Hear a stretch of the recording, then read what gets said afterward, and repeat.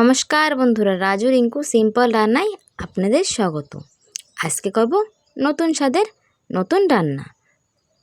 কিভাবে করি চলো তোমাদের সঙ্গে শেয়ার করি। এই যে আমি প্রায় 1 কেজি মাংস নিয়ে নিছি। এতে দিয়ে দিলাম পেঁয়াজ, কিছু কাঁচা লঙ্কা, তারপরে দিয়ে দিলাম একটা লেবুর রস চিপড়িয়ে। এইভাবে রান্না করলে পুরো বিরিয়ানির টেস্ট পাবেন। খুবই টেস্ট হবে, একদম বিরিয়ানির টেস্ট হবে। বিরিয়ানি মশলা ছাড়া বিরিয়ানির টেস্ট হবে। সাথে দিয়ে দেবো স্বাদ মতো লবণ, হলদি পাউডার আর শুকনো লঙ্কার পাউডার দিয়ে আমি উপরেতে দিয়ে দেবো রিফাইন তেল দিয়ে আমি ভালো মতন মাখিয়ে নেব।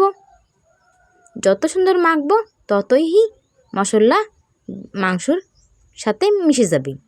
তারপর আমি প্রায় আধা ঘন্টা ডিপ ফ্রিজে রেখে দেবো। সের আগে দুটো বড় বড় আলু কাটে আমি মশলা মাখিয়ে আধা ঘন্টার জন্য রেস্টে রেখে দেব। এদিকে আধা ঘন্টা রেস্ট হয়ে গেছে।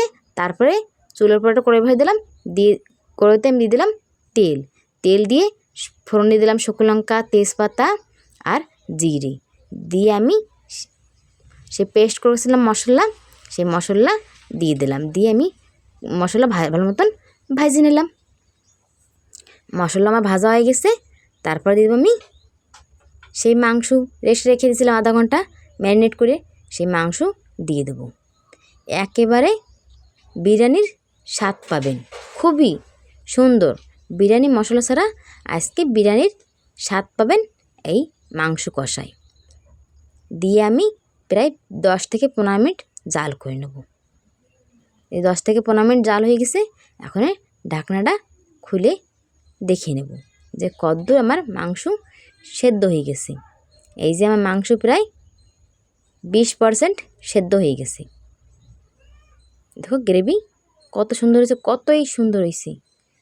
এখন আমি একটু খুন্তি দিয়ে নেড়ে চেড়ে আবারও 20 মিনিট জাল করে নেব, যার কারণে আমার মাংস প্রায় 60% সেদ্ধ হয়ে যাবে।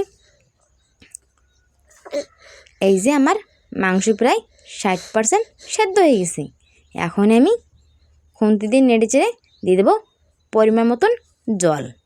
খুবই সেন্ট হচ্ছে, একদম বিরিয়ানির মাংসের মতন সেন্ট করছে, খুবই সেন্ট।